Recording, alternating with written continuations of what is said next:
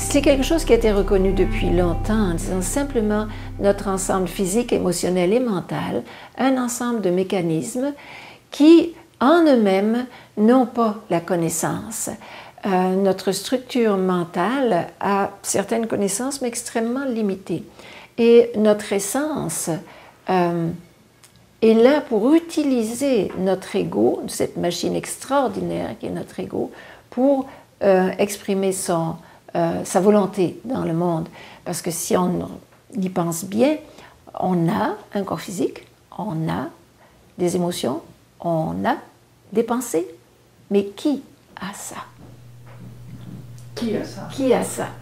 Alors, depuis des millénaires, toutes les traditions ont reconnu que nous sommes une essence profonde qui possède un instrument qui s'appelle l'ego, fait de pensées, d'émotions et d'énergie physique.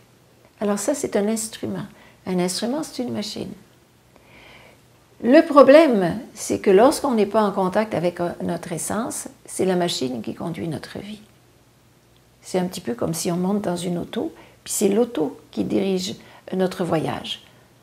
On se doute que le voyage ne va pas être très agréable. On va vite aller dans le fossé. Et c'est ce qui se passe dans nos vies. On souffre souvent. Tandis que si on reconnaît qu'on possède ce véhicule et qu'on devient conscient du conducteur, à savoir notre essence, à ce moment-là, on maîtrise cette machine extraordinaire qui est faite de pensées, d'émotions et d'un corps physique.